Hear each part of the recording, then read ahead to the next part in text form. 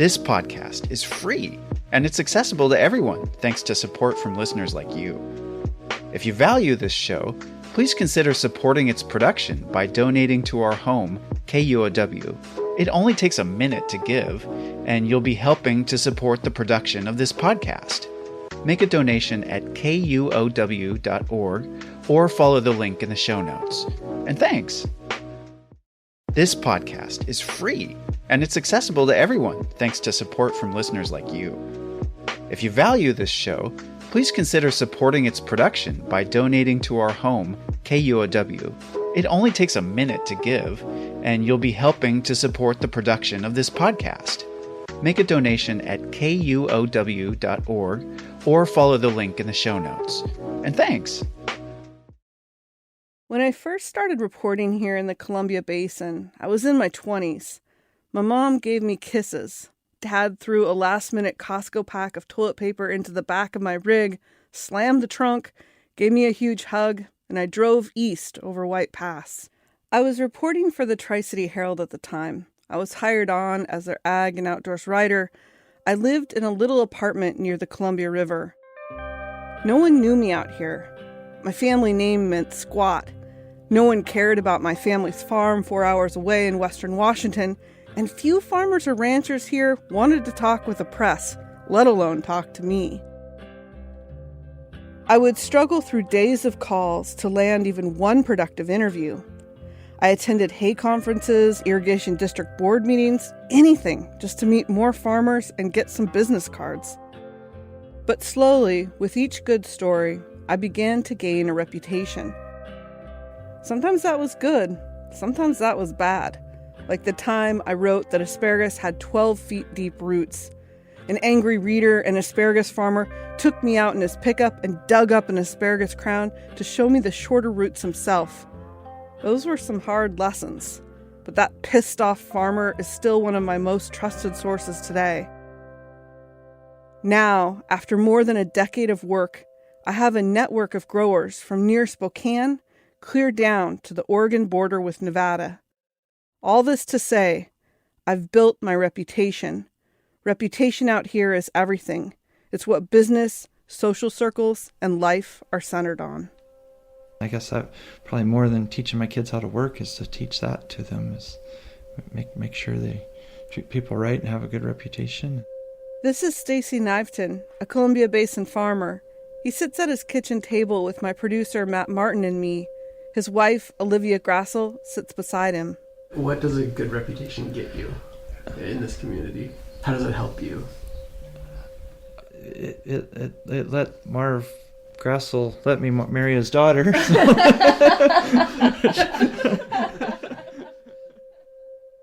You want your reputation to be a positive reputation, meaning that that you can be trustworthy, that you're ethical, you're honest, you can be a friend. It's such a small community here, it's a really big deal. And Cody Easterday had a hard-working, ironclad reputation in the community. People describe him as a handshake guy.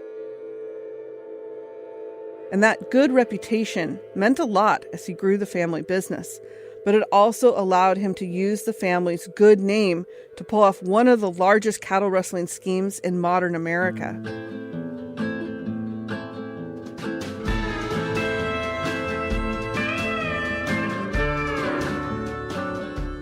Cody Easterday used his good family name to take advantage of his business partners. He stole more than $244 million by inventing a huge herd of cattle that didn't exist. The swindle was so large that it increased the price of beef for American families. And the whole time, the fraud appeared to go unnoticed. This is Ghost Herd. I'm Anna King.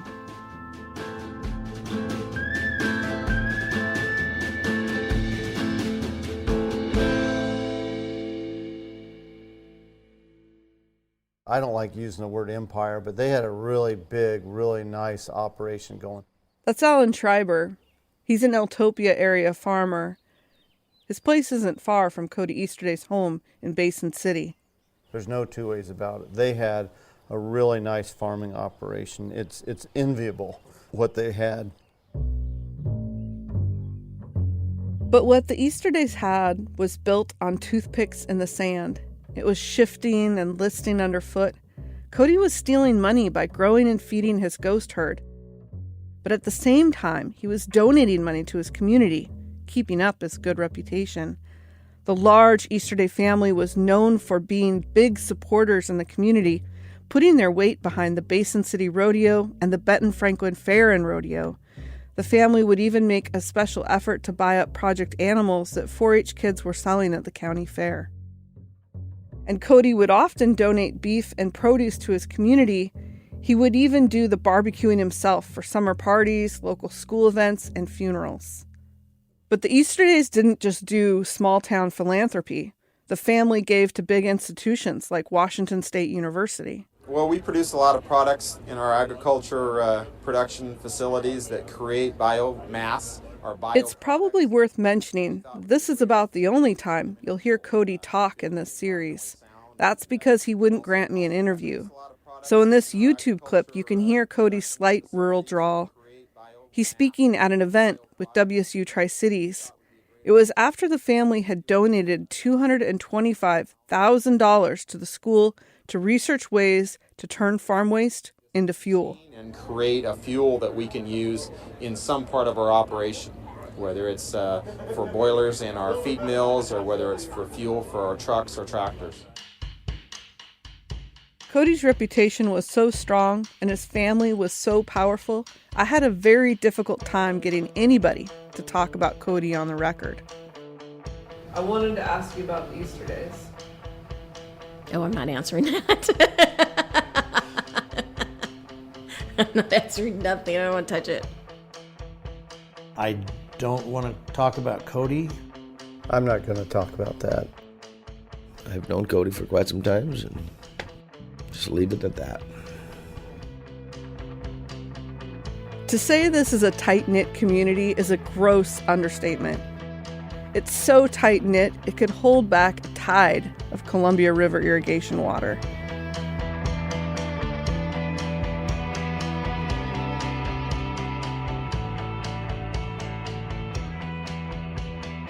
And in a tight-knit community, a good reputation gets there before you do. It was with that stellar reputation that Cody started doing business with the second largest meat processing company in the world. More kicks of flavor, more smiling snackers, more to love. Tyson Foods. Tyson is a multinational corporation that cuts 1 in 5 pounds of all the chicken, beef, and pork produced in the U.S. In 2021, they made $47 billion in sales. And 2% of Tyson Fresh Meat's beef came from Cody Easterday's operation. Around this time, Cody was raising real beef along with his made-up beef.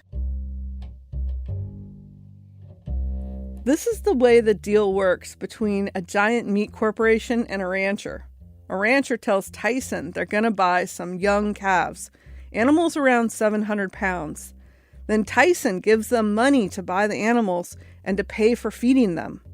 Once they're fattened and ready for slaughter, around 1,400 pounds, the rancher delivers the meaty bovines to the Tyson plant. And then it's payday. The rancher is given the difference between the money they took from Tyson and the current cattle price. But Cody found a way to exploit this clockwork contracting system. He would tell Tyson he had more cattle than he actually did. From 2016 through about November of 2020, Cody stole nearly $250 million, that's billion with a B, dollars. These animals only existed on paper, but Cody still charged Tyson for the feed and care. I'm Alex Schwartz. I'm Nomi Fry. I'm Vincent Cunningham, and this is Critics at Large, a New Yorker podcast for the culturally curious. Each week, we're going to talk about a big idea that's showing up across the cultural landscape, and we'll trace it through all the mediums we love. Books, movies, television, music, art. And I always want to talk about celebrity gossip, too. Of course. We hope you'll join us for new episodes each Thursday. Follow Critics at Large today, wherever you get podcasts. the ghost herd.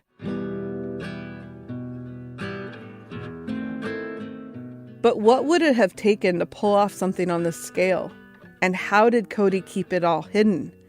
We'll get into that right after the break.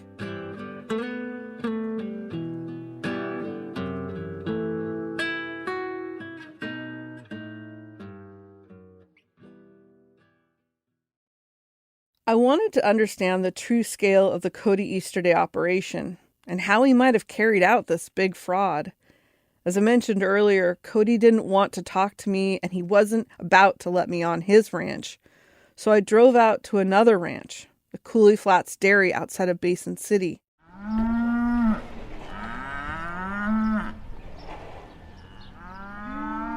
Here you can see how big the Easterday Swindle was in plain black and white. All you see is Holstein cows munching in stanchions and pens yawning out into the distance. This dairy has nearly 17,000 cattle. That number includes the milking mamas, the young replacement heifers that are still growing, the young steers that are destined for hamburger, and even some babies. But even counting the wee ones a couple hours old, it's a lot of frickin' cattle. To manage this herd takes a ton, literally. There's 95 people that work here. They work in shifts around the clock every day of the week, and it takes tons and tons of feed every day.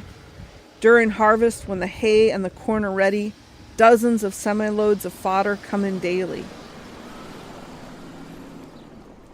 It's difficult to absorb the complexity of it all. I can hardly make out the end of these cattle on the horizon. It's just a mammoth milking operation. And Cody Easterday's ghost herd was nearly 12 times larger than this massive, real-life dairy herd. A large truck rumbles by as I walk past a grain shed. This is a busy place. 'Cause I'm standing next to the boss so I don't get run over. Or maybe that's not the best move. Probably not. Maybe they're upset with me. Who knows? This is Case Vandermeulen. He owns Coulee Flats Dairy. He's agreed to show me how his crew feeds all his cows. That's unusual. Usually reporters aren't allowed on places like this. His operation is all really precise. Dairy cows are like elite athletes. They require mass calories in the right balance. Those are all forages, so triticale, corn silage, haylage, cannery waste, more corn silage. All around me are big piles of different kinds of grains. The air is thick with bits of alfalfa, hay, and corn dust. My shoulders are coated in a thin layer of brown. Alfalfa hay, feeder hay, straw, high moisture corn, and then these piles are mixes of the grains that we mix together.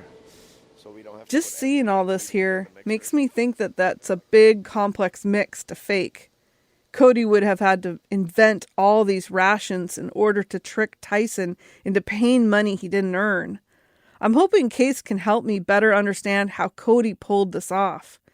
Case is a Dutch immigrant who started working at a dairy in California and then started his own dairy with 150 cows in Grandview, Washington. Now his latest dairy sprawls out a little east of Basin City. He's built this, and he's serious about business and numbers. Case leads me into his office. The air is clean and cool. There's black leather furniture and a large wooden desk. It feels like I stepped into a big city executive office, except for the huge bronze statue of a milking cow and girl in the corner and his big panting dog. Case pulls out a calculator to explain the scale of his operation. So for corn, for instance, let me take a look. We use like 19 tons a day. So if you had 19 tons times 7, so that's 133 tons a week divided by 30. So that's between 4 and 5 loads a week. So this week we'll order very most likely 5 loads for next week. Now, when feed trucks roll into this operation, it's not like some bumpkin just kicks the bales down from the truck and drives off. This is a sophisticated system. It's high tech. Now every new delivery of feed is weighed on a truck scale and compared with the invoices. That way Case knows he's actually got all he's paid for. The scale receipts are piped right straight into his office computer, in fact, so he can watch them roll in any time. He doesn't want to get shorted. Yeah, we got to weigh everything in and out. So what do they call the office and say, I'm sending in my number here, I'm on your scale, or how No, there's a computer out there, a touch screen computer, just like you have. It's a kiosk, so they type in, or they come in and they type in whether they're coming in or going out, either delivering or pickup, and then you can choose from the different commodities or different products what they're bringing. And then after they unload, then they go back over the scale and they find their ticket and push the button, and then it'll record and print a ticket. Pretty important. Very important. I mean, like, how important is that to your operation? Well, we buy everything by the ton, so, if you're buying a load and they're bringing in 64,000 pounds, meaning 32 ton, then I want to make sure that we're being built for 32 ton. You ever had a problem on that? Oh, sometimes, but usually not no big deal, but that's, just need to make sure it's done correctly.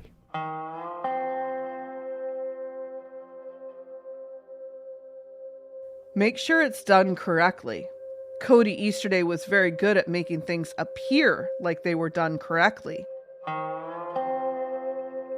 Cody's operation would have required about all the same tracking that Case does on his dairy, but on a much bigger scale. So how did Cody fake an operation that large? Cody had really good spreadsheet skills. This is Daryl Olson. He's a Columbia River water expert and often worked with Cody on different projects. He was always impressed with Cody's attention to detail. Went into his office one time, and I had brought in some spreadsheets, and then he pulled out some stuff, and we put it up on the screen, and it was like, that was very impressive to me, that you would have someone like that would, had taken the time to learn how to operate those spreadsheets that way.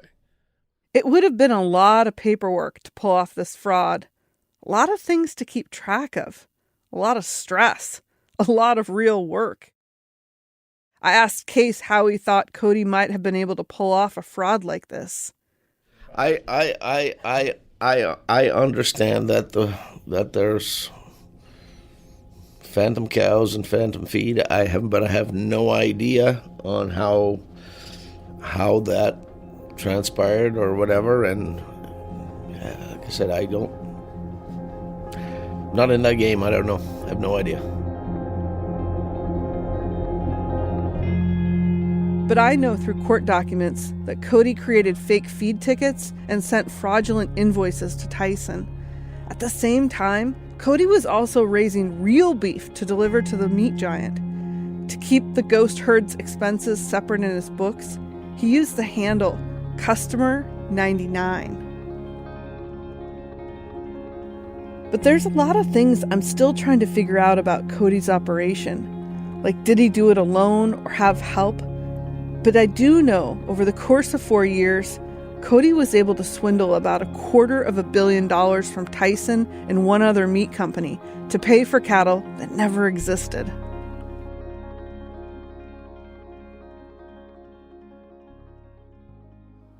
Now, you'd say, well, how come Tyson didn't catch all this? How come Tyson didn't catch all this? An important question from Alan Schreiber. I don't know the answer. I don't know the answer, but I don't know why Tyson didn't know that this happened. I think it's pretty non-controversial to say that at some point the people in Tyson that were monitoring this didn't do an adequate job monitoring. Tyson might have messed up. It missed this huge fraud over several years. One potential reason they missed it is because Cody was still delivering real beef to the Tyson plant on schedule. He was meeting the demand, so there was little suspicion on Tyson's end. I asked Tyson to talk about it, but they declined. To Tyson's credit, when you're dealing with hundreds of thousands of cattle, how can you actually count something that big? It's next to impossible to get an accurate count when you have that many cattle out on a feedlot. But mainly, it has to do with reputation. Cody had a good one, and Tyson probably put their trust in that. Many of the community members I spoke with were just in shock when they found out. What did you think when you first heard about Cody's deal, just in general, just like as an observer? Unbelievable. It's the only word I got.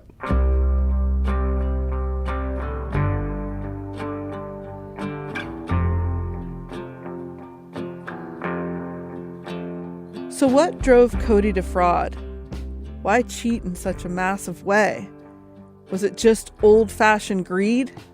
Perhaps it had something to do with his habit of betting big and losing big. I mean, it looks suspicious to me to see all those losses year after year.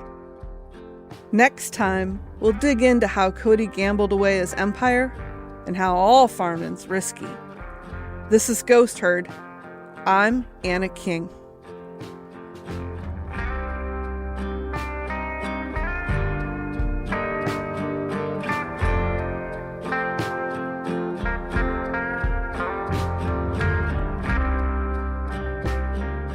Ghost Herd is a joint production of KUOW, Puget Sound Public Radio, and Northwest Public Broadcasting, both members of the NPR network, a coalition of public media podcast makers. To support our work, contribute to KUOW, NWPB, or your local NPR station, and tell a friend or two about this podcast. It helps. Ghost Herd is produced by Matt Martin and me, Anna King. Whitney Henry Lester is our project manager. Jim Gates is our editor. Original music written and performed by James D. Kindle, recorded by Addison Scholberg, with additional musicians Roger Conley, Andy Steele, and Adam Lang. I'm your host, Anna King. If you have thoughts or questions about Ghost Herd, we're listening. Get in touch at KUOW.org/feedback.